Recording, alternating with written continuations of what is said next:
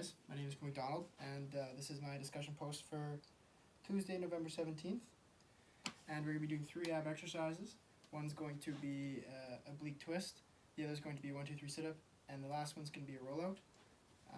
Each one will hit flexion, extension, and rotation. The first one we're going to be starting with is going to be the oblique twist. You're going to be in a V-set. With the neutral spine, make sure you have that curve in the lumbar spine, and that's where our stability, that's where alignment will come in.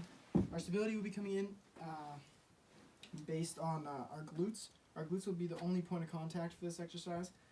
Part of the reason this works the abs is because you don't have the largest base of support. So here I'll give a demo. And first of all, one variation of this exercise would be no weight. Just to go like this. Maybe this would be the base exercise. One thing you want to avoid is the your gas pedaling, like Janet Danielson emphasized in her video. So when you turn this way, you shouldn't be going like this because you're not really doing spinal flexion. Then you're not in spinal rotation. You're just kind of cheating and using your hips more than anything. So here's with the weight. This would be a variation for it. Keeping that spine nice and neutral. That movement would be then spinal rotation. And then the last variation will be a decrease in workload. And that'll just be keeping your feet on the ground the entire time, maybe even like this, and then just rotating like that with a nice spine.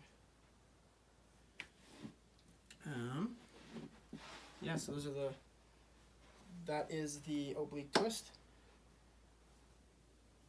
Next, we have we'll do the ab wheel rollout. Before we get started, this is a great exercise, probably one of my favorites. And basically, it's just going to be our extension exercise, where the last one was rotation, this one will be extension, although it does have a flexion part. So the extension part is going to be when you're out in that Superman position at the very bottom of your rep. All right. I'll do one with proper form, and then we'll chat again. All right. So keeping that nice spine, the neutral spine, the curve in the lumbar spine, shoulders back, chest a little bit up. You're going to move out.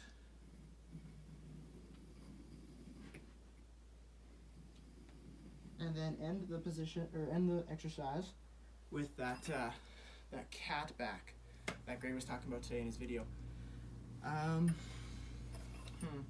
So the stability of this exercise is going to come from our 3 points of contact, maybe even 5 if you count the feet. So you're going to have our feet, our knees, and our little wheel here. The bigger the wheel, obviously, the easier the exercise will be because you don't have to stabilize it this way either, so it's going to be a lot less stress on your obliques. Some common mistakes with this exercise would be pulling in with your arms instead of your core, so you wouldn't end in this cat position like this. You just end like normal, which is fine in exercise where you're not targeting your core. Maintain that neutral spine the entire time, but we want spinal flexion in this. So here's an example of just using your triceps. See how I accelerated from here to here? That shouldn't really happen if you're using your core. You should just be using these as a lever, not like the origin of force. So there's that. The movement is obviously extension and then some flexion as well. The reps I would suggest for this one would probably be 12 to 16. There are ways to make it easier or harder.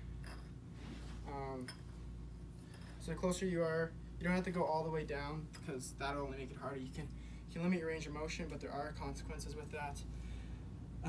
You can also widen your base of support. So if you went really wide here, obviously you'd have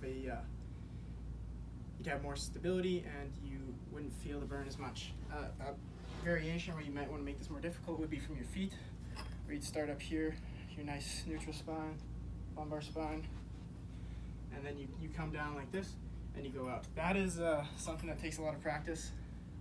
Long time ago I could do it, not now. Most of the time nowadays it's just gonna be elite athletes that can do that, and that's fine. But I encourage you to try it if you have the courage. And moving on, we are going to lastly talk about a 1, 2, 3 sit-up. I don't know what else to call this. It's just something I've always called it. So it's really simple. It's basically just 3 sit-ups are going to equal 1 rep. And I'll show you what I mean. So we're going to get into our sit-up position. Keep our hands across our chest like this. Knees or feet shoulder width apart. Knees about the same. And then you're just going to go up once, go to the side, touch this elbow on this knee, and then touch this elbow on this knee. So you're going to be getting oblique activation, as well as the abdominis, and I'll show you what I mean. All right, we'll do 1 set here. 1, 2, 3. All right, you'll notice that I think it was on my second rep, my knee kicked out. That's just a way to cheat. Comes with practice that you're just going to stop yourself from that and get better core activation. Another way to cheat on that exercise would be to just use your momentum. So coming up and down quick, that's no good. And you're going to be mostly targeting your hips when you do things like that. You're going to feel the burn in your quads, maybe even your hip flexors. And then lastly, I would suggest probably 4 reps, although it's each 1, 2, 3. 4 reps would probably be good, progressing to like probably 8. If you can do it more than 8, I'd start doing it with a weight. So putting a weight there, or even having your fingers interlocked behind your head, because that's going to put more, if you know anything about moments, probably taking biomechanics, it's going to put more weight farther away from your axis of rotation, so you're going to have a greater moment. So that'd be the way I would train that one, the variations. And yes, the stability is coming from your 3 points of contact, your tripod, as Jana called it. So it'd be your feet, and then your glutes. And furthermore, your alignment is going to come from your neutral spine at the beginning of the exercise, and then you're going into spinal flexion as you go up. Really important to start with spinal flexion and then curl your back. Otherwise, you're going to be doing hip flexion, targeting your ellipsoas instead of your core muscles. And the movement to spinal flexion. Yeah, I think I forgot to mention for the first one, you should be training. Oh, Siri activated there.